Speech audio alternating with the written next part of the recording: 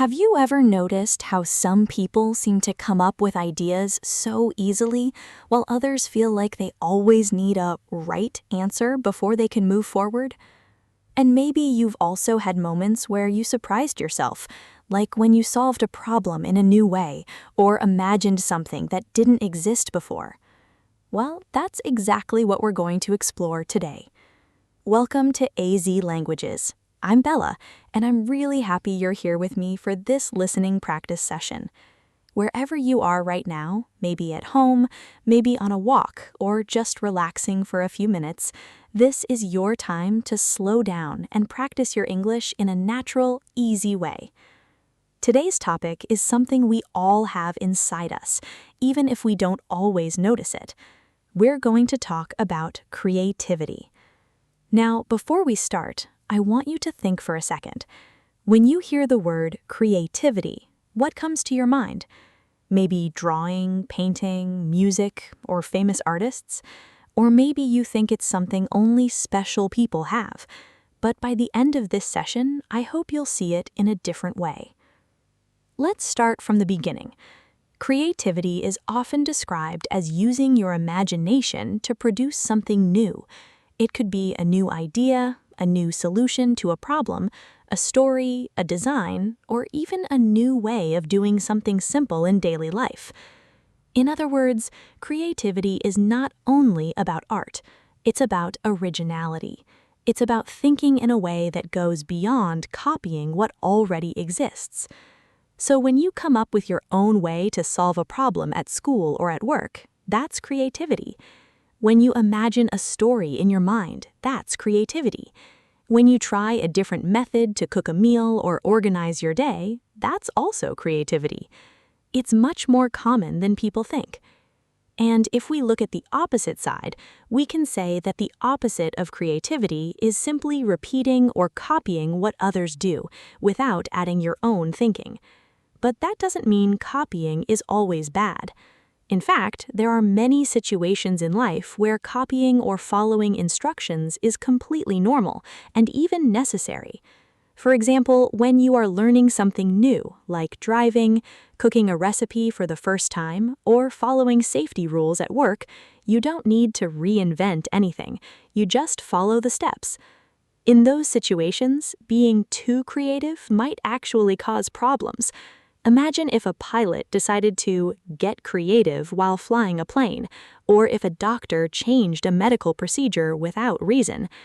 In serious situations like these, structure and rules are extremely important.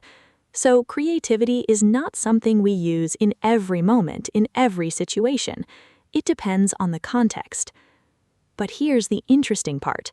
Even though we don't need creativity in every moment, it is still an important part of life, and many people believe we are actually becoming less creative in certain areas, especially in everyday thinking and childhood development. Let's talk about children for a moment. Many people say that creativity is one of the most natural things in childhood. If you think back to when you were younger, you might remember playing games that didn't have strict rules. Maybe you and your friends would go outside and suddenly decide you were explorers, superheroes, teachers, or astronauts. You didn't need expensive toys or instructions. You created the world yourselves. You would imagine situations, invent rules as you went, and sometimes even change the story in the middle of the game. That is pure creativity in action. Children naturally explore ideas without fear of being wrong. They don't worry too much about whether something is correct. They just try things, imagine things, and enjoy the process. But something changes as people grow older. Nowadays, many children spend less time playing freely outside and more time in front of screens. Phones, tablets, computers, and televisions have become a big part of daily life. And while technology has many benefits, it also changes the way children play and think. When entertainment is always ready for them, when stories, games, and videos are already created by others, children don't need to imagine as much. They don't need to invent new games or create new rules. Everything is already designed for them. And this raises an important question. If we are constantly consuming content instead of creating it, what happens to our creativity? Some people believe it doesn't matter too much. They say children are still learning, still having fun, and technology is just part of modern life. But others, including many teachers and educators, feel a bit more concerned. From experience, many educators notice differences between children who often engage in creative play and those who spend most of their time passively watching or scrolling. Children may find it harder to express themselves, or they might struggle more with communication and confidence in social situations. On the other hand, there is another interesting point. Creativity without limits is not always helpful either.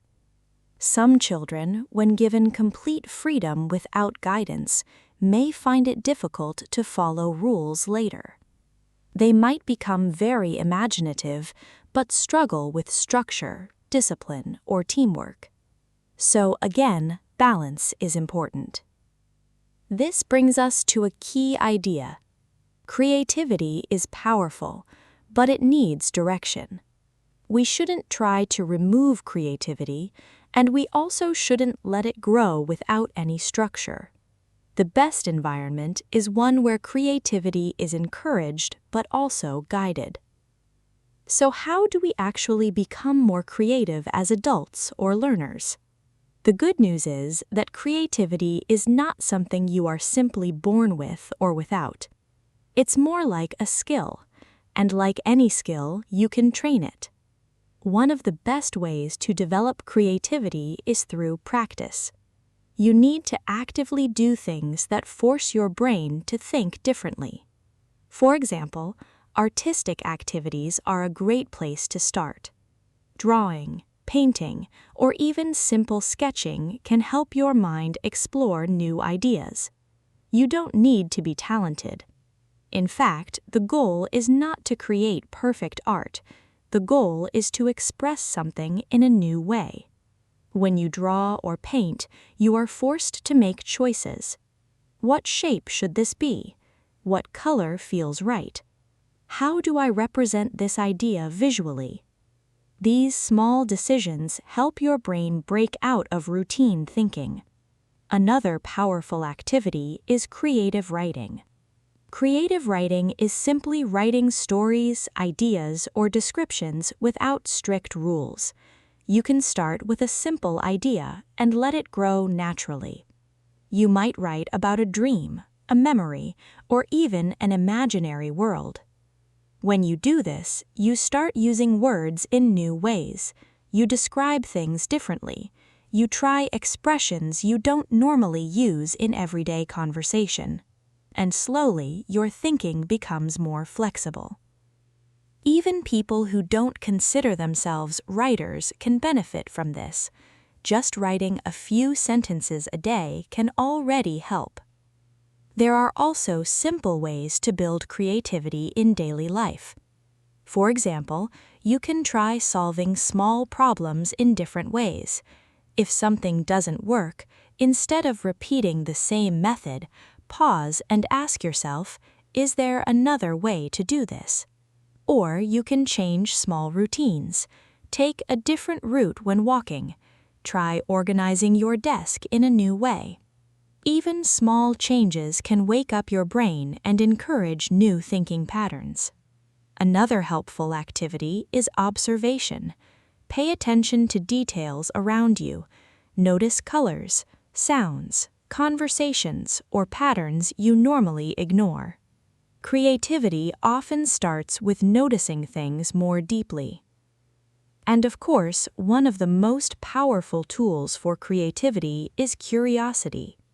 Asking questions, wondering why things are the way they are, imagining how they could be different. Now, before we finish, I want to bring everything together. Creativity is not just for artists. It's not something rare. It's something that exists in everyday life, in problem solving, in imagination, in learning, and in communication. We need it at certain times, and we need structure at other times. The goal is balance, and the more we practice creative thinking, the more natural it becomes. So now I have 3 questions for you to think about. Number 1, what is the opposite of being creative? Number 2, what is one reason why many children today play fewer creative games than before? And number 3, what is one activity you can do to improve your creativity? Take your time to think about your answers. You can even say them out loud if you want to practice speaking. And before we finish today's session, remember that practice is the key to improvement. Keep listening, keep repeating, and keep exposing yourself to natural English. This is Bella, and you've been listening to AZ Languages. Thank you for spending this time with me, and I hope you feel a little more confident about your English listening today. I'll see you in the next episode.